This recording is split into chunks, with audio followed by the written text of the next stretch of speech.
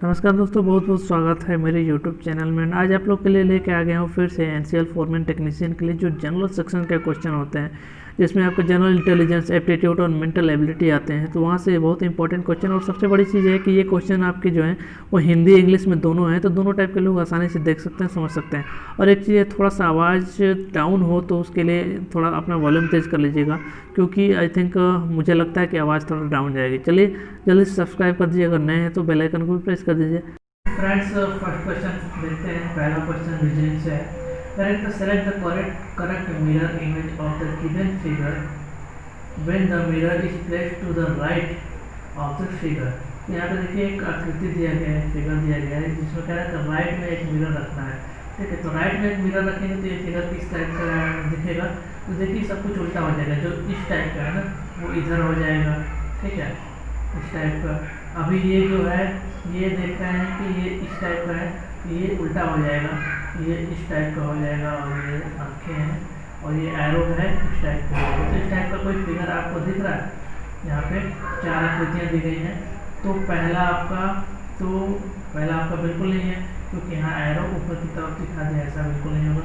दूसरा में आपका देखिए, दूसरा में आपको दिख रहा है, दूसरे में जी हाँ बिल्कुल दूसरा वाला एक वैसा दिख रहा है।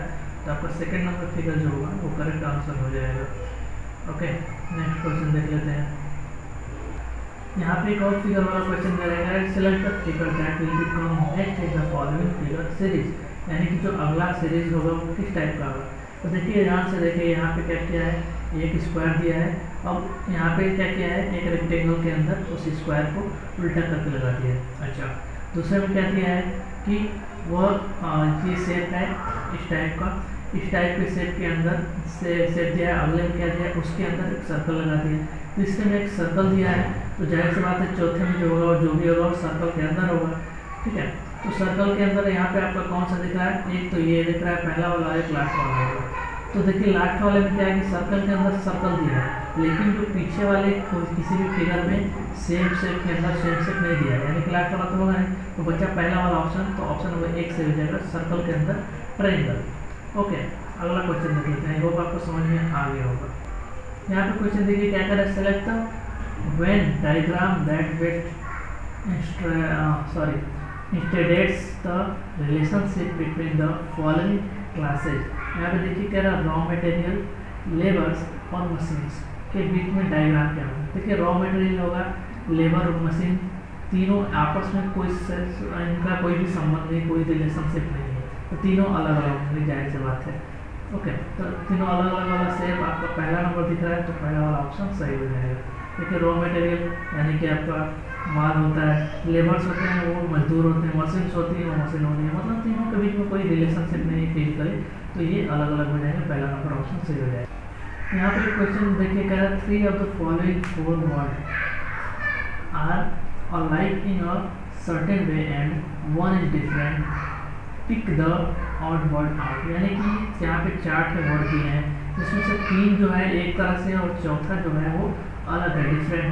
वो जो डिफरेंट है उसी को यहाँ पे फाइंड करना है, सर्च करना है। तो यहाँ पे देखिए क्या है, पहला क्या दिया रहा है, पर्स, दूसरा सूटकेस, तीसरा बैग और चौथा कारपेट। तो देखिए पर्स, सूटकेस और बैग ये तो एक जैसे हैं, क्योंकि तीनों रखने के लिए कुछ ना कुछ रखने के लिए यूज़ किया जाता है। लेकिन जो कारपेट होती है वो अलग चीज़ होती है, चटाई अलग चीज़ होती है। तो कारपेट आपका चादर, तो ये डिफरेंट हो जाएगा। ओके, अगला क्वेश्चन देख लेते हैं। यहाँ पे क्वेश्चन पूछ रहा है कि cardiologist is related to heart in the same way as chiropractor is related to, यानी कि यहाँ पर देखिए कार्डियोलॉजिस्ट जो होता है वो हार्ट से संबंधित होता है। तो आपका ये जो सेकंड वर्ड दिया है कैरोप्रैक्टर, ये किससे संबंधित है। तो यहाँ पे चेस्ट, ज्वाइंट्स, फुट या फिर स्किन, इन चारों में से जो सही उत्तर हो जाएगा ज्वाइंट से होगा। मतलब जो जोड़ों का समस्या होती है ना, उसको जो ट्रीटमेंट करता है उसे हम कहते हैं कैरोप्रैक्टर। अगला क्वेश्चन देख लेते हैं। यहाँ पे क्वेश्चन दिया रहा है कि select the set in which the number are related is the same way as are the number of the following set. देखिए यहाँ पे सेट दिया है 4, 10, 43। ऐसे जब क्वेश्चन आते हैं तो काफ़ी थोड़ा सोचना पड़ता है क्योंकि इसमें कौन सा पैटर्न लगाया है इसमें कोई नहीं आता। चलिए देखते हैं, ट्राई करते हैं। तो पहला दिया है 4 10, देखिए 4 से 4 दूना 10 सॉरी 4 दूना 8 और फिर 2 जोड़ दिया, मतलब कि 2 से गुणा करके जो 2 जोड़ दिया है तो आपका कितना आ गया है 10। अच्छा, अभी दूसरे में क्या किया है कि 10 में 2 से गुणा करके और 3 जोड़ दिया है। ओके, इसी पैटर्न का हम देखते हैं ऑप्शन में दिया है कि नहीं। तो पहले तो 4 दूनी 8 2 10 यानी कि 2 गुणा करके 2 जोड़ने वाला देखते हैं। 7 दूनी 14 2 16, पहला तो होगा नहीं। दूसरा देखते हैं 2 दूनी 4 2 6। अच्छा, ये आ रहा है थोड़ा मैच कर रहा है, तो पहला दूसरा तो मैच कर दिया। अब तीसरा 6 और 15 में देखते हैं रिलेशनशिप है कि नहीं। 6 दूनी 12 और 3 15, देखिए यहाँ 10 दूनी 20 3 23 किया था, मतलब कि 2 से गुणा करके 3 जोड़ दिया था। उसी तरह 6 दूनी 12 2 से गुणा करके 3 जोड़ने पर 15 आ रहा है, ऑप्शन नंबर बी सही हो जाएगा, करेक्ट आंसर। पैटर्न आपका देख लीजिए, यहीं पे पहले भी क्या किया है 2 से गुणा करके 2 जोड़ दिया है, और फिर जो दूसरा नंबर है उसमें क्या किया है कि 2 से गुणा करके 3 जोड़ दिया है। ठीक है, तो आई होप आपको समझ में आएगा होगा। नेक्स्ट क्वेश्चन देखते हैं। देखिए अब थोड़ा सा जीके के क्वेश्चन देख लेते हैं। जनरल अवेयरनेस कहता था the union budget is the laid before the 2 house of parliament in the accordance with the article number dash of India constitution, यानी कि भारतीय संविधान के अनुच्छेद संख्या डैश के अनुसार संसद के दोनों सदनों में सक्षम संघ बजट रखा गया है। आपके ऑप्शन 73 112 360 या फिर 370, तो ऑप्शन नंबर बी सही हो जाएगा 112 यानी 112। नेक्स्ट क्वेश्चन क्या कह रहा है, कह रहा है कि the acceleration due to the gravity on the planet decreased with, यानी कि ग्रह पर गुरुत्वाकर्षण के कारण त्वरण डैश के साथ कम होता है। आपका ऑप्शन है ग्रह के त्रिज्या में कमी, ग्रह के द्रव्यमान में वृद्धि, शरीर के द्रव्यमान में कमी, या फिर ग्रह की सतह से ऊंचाई में वृद्धि। तो ऑप्शन नंबर डी से हो जाएगा आपका ग्रह की सतह से ऊंचाई में वृद्धि, यानी कि increase in the altitude from the surface of the planet. अगला क्वेश्चन देख लेते हैं। कह रहा है कि who is the chairman of the Rajya Sabha, यानी कि राज्यसभा के चेयरमैन कौन है। आपका ऑप्शन है भारत के राष्ट्रपति, भारत के प्रधानमंत्री, भारत के उपराष्ट्रपति, या फिर भारत के अध्यक्ष लोकसभा अध्यक्ष। तो आपका सही उत्तर हो जाएगा ऑप्शन नंबर सी, भारत के उपराष्ट्रपति यानी कि vice president of India. Next question, in which form is glucose stored in our body, glucose किस रूप में हमारे शरीर में संग्रहित होता है। आपका ऑप्शन है इंसुलिन, ग्लूकोज, ग्लाइकोजन या फिर फैट। तो सही उत्तर हो जाएगा glycogen, option number C. Next question, next कह रहा है कि महाबलीपुरम में स्मारकों का समूह किसने बनाया, यानी कि who build the group of mountains at Mahabalipuram. आपके ऑप्शन है चोल सम्राट, पल्लव सम्राट, चेरा सम्राट या फिर चालुक्य सम्राट। आपका जो करेक्ट आंसर हो जाएगा वो हो जाएगा option number B, option number B आपका पल्लव सम्राट यानी कि पल्लव किंग्स। नेक्स्ट क्वेश्चन, कह रहा है who is the author of the book my truth, यानी कि माय ट्रूथ के लेखक कौन है। आपका ऑप्शन है सुखवंत सिंह, किरण बेदी, नरेंद्र मोदी या फिर इंदिरा गांधी। तो ऑप्शन नंबर डी से हो जाएगा इंदिरा गांधी। ओके, वो क्वेश्चन देख लेते हैं। कह रहा है कि the common name of sulphur is, यानी कि सल्फर का जो आम नाम होता है, नॉर्मल नाम होता है, वो क्या होता है। आपको ऑप्शन है प्रयाम, गैलिना, चुना या फिर गंधक। इसे गंधक कहते हैं भाई साहब, जिसे ब्रिटमॉस स्टोन, सॉरी ब्रिमस्टोन यानी कि गंधक, इसका जो नाम नेम होता है ब्रिमस्टोन यानी गंधक होता है। अगला क्वेश्चन देख लेते हैं इसी के साथ। कह रहे हैं who said the revolt of 1857 is first war of the India independence, यानी कि 1857 का विद्रोह भारतीय स्वतंत्रता का पहला युद्ध है, किसने कहा था। आपका ऑप्शन है TR. Hume's, RC. Majumdar, VD. Savarkar या फिर जवाहरलाल नेहरू। तो आपका सही उत्तर हो जाएगा correct answer option number 2 V D. Savarkar. अगला क्वेश्चन देख लेते हैं। कह रहा है कि highest civilian honour received by Azim Premji is, यानी कि अजीम प्रेमजी द्वारा प्राप्त उच्चतम नागरिक सम्मान है। आपके ऑप्शन है पद्मश्री, पद्म भूषण, पद्म विभूषण या फिर Bharat Ratna. Option number C correct answer हो जाएगा पद्म विभूषण। ओके, अजीम प्रेमजी द्वारा पद्म विभूषण हाईएस्ट सम्मान आपका लिया गया है।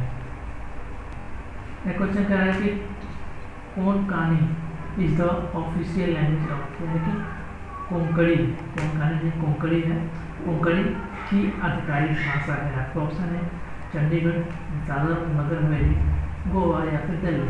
करेक्ट उत्तर हो जाएगा, correct answer option number C Goa. Goa की जो आपकी ऑफिशियल भाषा है वो कोंकणी है। अगला क्वेश्चन देख लेते हैं। यहाँ पे क्वेश्चन देखिए कह रहा है sec theta plus tan theta into 1 minus sine theta upon cosec square और कॉसेक थीटा ब्रैकेट में 1 plus cos theta cosec theta minus cot theta is equal to. इसे सॉल्व करते हैं, बहुत ही सिंपल क्वेश्चन है। देखिए sec theta plus tan theta को आप लिख सकते हैं 1 अपॉन कॉस थीटा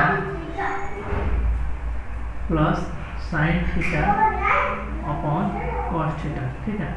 तो ये दोनों को अगर ऐड करें तो कितना हो जाएगा, आप इसे आसानी से लिख सकते हैं 1 plus cos theta sorry sine theta, एक सेकेंड रुकिए। अच्छा, जो इतना वाला पार्ट है आपका उसे हम लिख सकते हैं 1 plus sine theta 1 minus sine theta upon cos theta, क्योंकि सेक थीटा को 1 अपॉन कॉस में चेंज कर दीजिए और साइन थीटा tan थीटा को साइन अपॉन कॉस में चेंज कर दीजिए, तो आपका इतना हो जाएगा 1 plus sine theta 1 minus sine theta upon cos theta.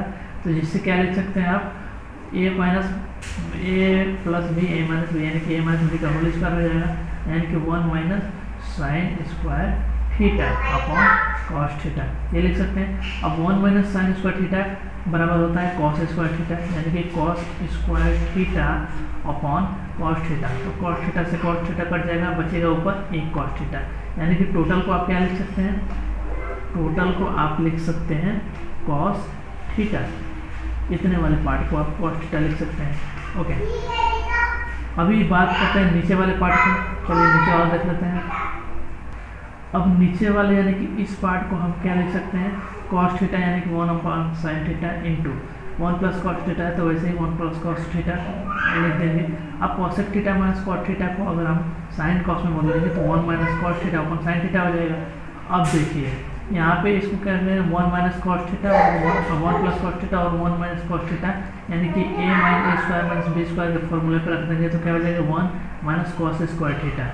जब 1 माइनस कॉस स्क्वायर थीटा बराबर क्या होता है साइन स्क्वायर थीटा, और साइन स्क्वायर थीटा ऊपर हो गया, नीचे दो साइन है, एक ये है और एक ये है, तो दोनों कट जाएगा, तो नीचे आपका हो जाएगा 1 और ऊपर क्या था तो कॉस थीटा था ऊपर, तो आपका जो टोटल आंसर हो जाएगा सही वो हो जाएगा option number C cos theta. Option number C cos theta correct answer दिया है आपका ऑलरेडी। ओके, अगला क्वेश्चन देखते हैं। यहाँ पे क्वेश्चन दिया है कि if the 30% take 10 days to complete the certain work working 8 hours a day, then 40% should work how many hours a day so that the work is completed 6 days। तो यहाँ पे सिंपल सा एक फार्मूला आता है m1 d1 h1 equal to m2 d2 h2 वाला formula लगा दीजिए। तो m1 आपका कितना है 30 इंटू d1 10 है और h1 कितना है, h1 मतलब कि आवर्स 8 है, इक्वल टू क्या होता है m2 d2 h2। तो m2 दिया है आपका 40, तो जो दिया है वो अपॉन कर देते हैं डायरेक्ट 40 इंटू d2 याद करना है तो d2 इधर लिख देते हैं, और h2 कितना दिया है 6 आवर्स, सॉरी h2 ज्ञात करना है आपका, d2 6 आवर h2 ज्ञात करना है और d2 6 आवर दिया है। यहाँ पे कटा दीजिए, 0 से 0 कट गया और 4 दूनी 8, 2 से ये कट गया, 2 3 6, 3 से ये कट गया और 3 9 30 10, करेक्ट उत्तर 10 आ गया। तो तब तो मिलते हैं नेक्स्ट वीडियो में, आज के लिए इतना ही रहने देते हैं। Thank you for watching, thank you so much.